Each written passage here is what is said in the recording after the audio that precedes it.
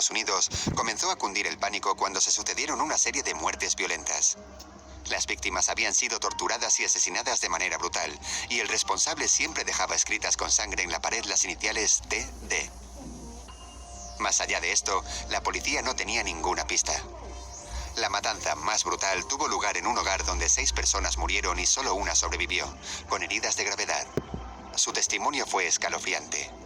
Afirmó haber sido atacado por un pequeño oso de peluche cubierto de sangre, con una sonrisa macabra llena de colmillos y de cuyos ojos brotaban llamas.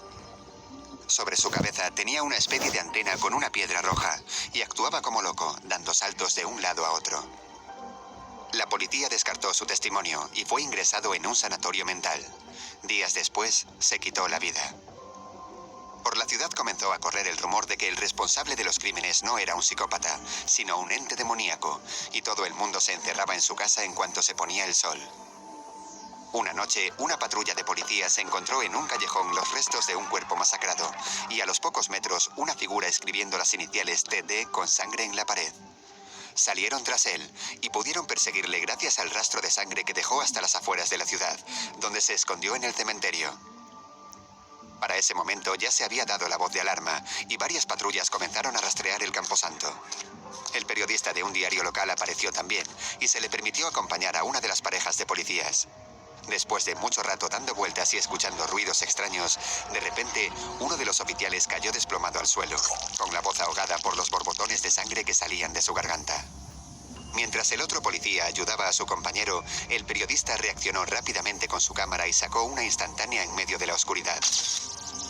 Cuando más tarde la reveló en su laboratorio, no podía creer lo que veía. Un pequeño oso de peluche aparecía de pie sobre una tumba, sosteniendo en su mano un hacha manchada de sangre.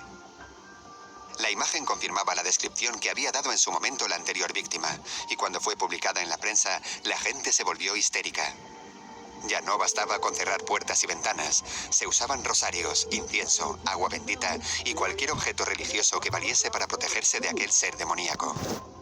Acudieron en masa a preguntarle al párroco qué podían hacer ante semejante amenaza, y este contestó que la única salvación era la fe. Se convocó una vigilia de rezos y plegarias que duró ininterrumpidamente varios días. La gente se volcó para pedir ayuda a los cielos y debilitar así el poder del monstruo. De repente, una noche, la criatura se apareció, de rodillas ante el sacerdote. La sangre y las llamas brotaban de sus ojos con más fuerza que nunca, y sus gritos desesperados intentaban acallar los rezos de la gente. El cura juntó la valentía necesaria para plantarse frente a él, pronunció unos versos y le roció con agua bendita, momento en el que el monstruo soltó un alarido de dolor y explotó como una gran burbuja de sangre, empapando a todos los presentes. Por fin, la maldición había terminado. Todo volvió a la normalidad y la gente intentó olvidar aquella macabra experiencia. Hasta mucho tiempo después, a finales de los 90, cuando Sega lanzó para su consola Saturn una nueva entrega de su saga estrella, el Sonic R. Se trataba de un revolucionario juego de carreras en 3 dimensiones, que incluía un par de personajes secretos que se podían desbloquear como recompensas. En un hogar de Los Ángeles, California, una madre llamaba a cenar a su hijo, que llevaba varias horas encerrado en su habitación, jugando a este nuevo título. Tras varios intentos sin respuesta, subió dispuesta a regañarle, pero lo que encontró le dejó desencajada. Su hijo yacía tendido en el suelo con los labios azules, espuma en la boca y las pupilas dilatadas. La consola estaba encendida y no paraba de sonar en bucle una de las canciones del juego, Can You Feel the Sunshine, con un tono alegre que le daba a todo aquello una atmósfera bizarra. Se dictaminó que el chico había muerto por un ataque de epilepsia a causa de jugar demasiadas horas seguidas, lo que no dejaba de ser extraño porque no tenía ningún antecedente familiar de esta enfermedad. Tras el funeral, la familia regaló todos sus juguetes y pertenencias. La videoconsola fue a parar a su mejor amigo, que ya en casa la conectó y comprobó que justo antes de morir, el chico había desbloqueado un nuevo personaje. Se llamaba Tails Doll, la versión oscura de uno de los protagonistas del juego, que tenía aspecto de muñeco de peluche y una antena con una luz roja en la cabeza.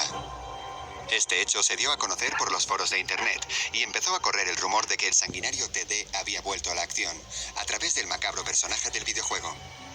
Sega no tardó en reaccionar y lo hizo desaparecer de todos sus productos, pero ya era demasiado tarde y la pesadilla volvió a hacerse realidad. Una semana después hubo un nuevo asesinato.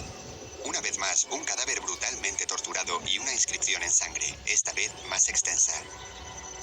Decía: gracias por vuestro miedo y por devolverme a la vida. A partir de ahora no tendré cuerpo, ya no lo necesitaré, porque soy Tails Doll.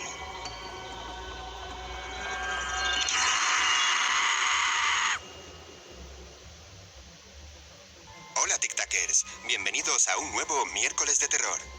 Hoy os traemos la adaptación de un creepypasta diferente, basado en uno de los videojuegos de lucha más populares y sangrientos, el Mortal Kombat. Pues os aseguramos que puede ser aún más sangriento e inquietante. ¿Preparados? Que comience el juego. Escribo esto para alertar a cualquiera de lo que puede pasar si intenta probar esta versión maldita del videojuego. Han pasado muchos años y creo que estoy preparado para hablar. Lo que vi en aquella pantalla, aún no sé si era real o simplemente una alucinación producida por el exceso de horas jugando.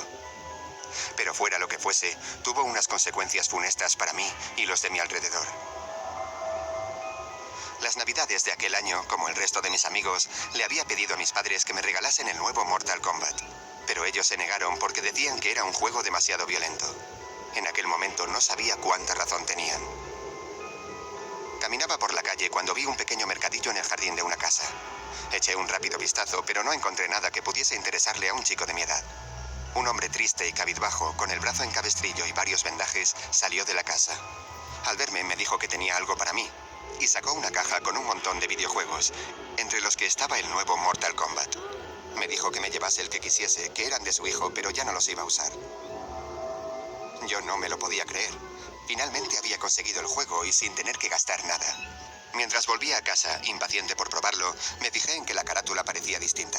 Las caras de los personajes en las fotos tenían gestos grotescos. Todo estaba teñido de un tono rojo sangre y en el logo del título había dos siglas, SE. Me ilusioné aún más al pensar que me había hecho con una Special Edition y llamé a mi mejor amigo para que viniese a jugar conmigo. Los dos eran fanáticos del género de lucha y siempre probábamos juntos los nuevos lanzamientos. Nunca he vuelto a tener un compañero como él. Al encender la consola, en la pantalla de título descubrimos que las siglas SE significaban realmente Satanic Edition. No habíamos oído hablar de aquella versión, pero parecía un reclamo prometedor. De pronto la pantalla se oscureció y apareció un simple mensaje. Estás a punto de entrar en Mortal Kombat Satanic Edition. No habrá marcha atrás. ¿Estás seguro de continuar? Y sin dudarlo un instante, pulsamos continuar. De repente comenzó a sonar la sintonía habitual del juego, pero con un ritmo más lento y un tono más lastimero. Además, si te parabas se podía oír un ruido de fondo, que se parecía mucho a quejidos y lamentos humanos. Estábamos impresionados con la producción del juego, pero la mayor sorpresa vino en el menú de selección de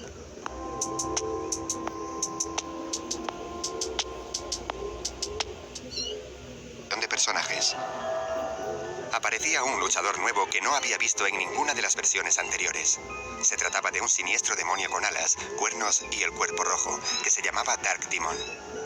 Rápidamente me adelanté a mi amigo y me lo pedí. Lo más extraño es que en ese momento, el título de la pantalla, que decía «Elige a tu jugador», se convirtió en «Listo para morir». Mi amigo seleccionó a su personaje clásico favorito, Sub-Zero. La verdad es que él era mucho mejor que yo. Se sabía todos los combos y fatalities de memoria.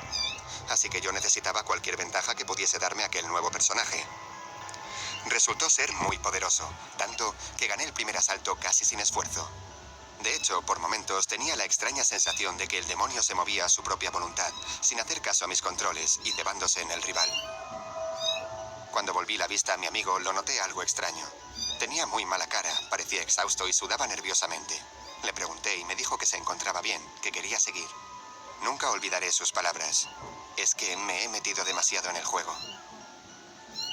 Continuamos, y en el segundo asalto, tras mucho esfuerzo, consiguió tomarse la revancha y vencerme por muy poco. Recuerdo que en esa ocasión fui yo el que tuvo una sensación de frío intenso cuando me congeló con su ataque, y un cansancio extremo que llegaba a ser doloroso. Me miró de modo extraño, con una expresión siniestra de triunfo y rabia.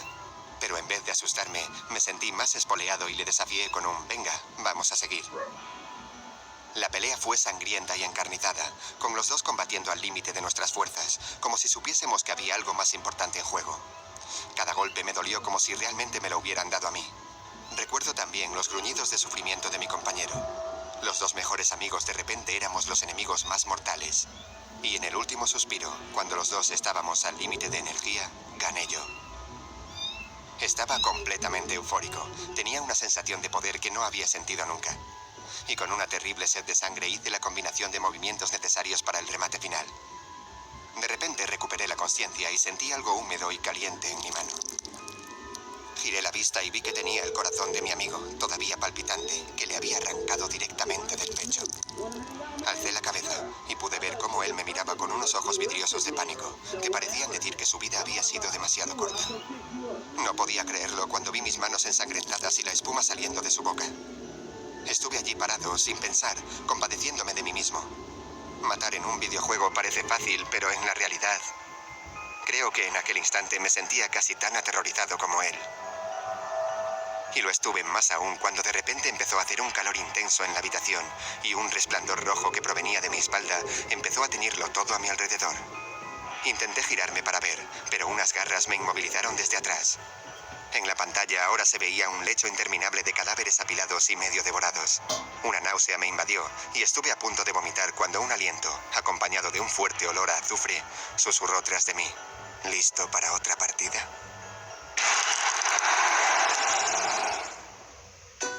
No olvides suscribirte y darle a like si te ha gustado.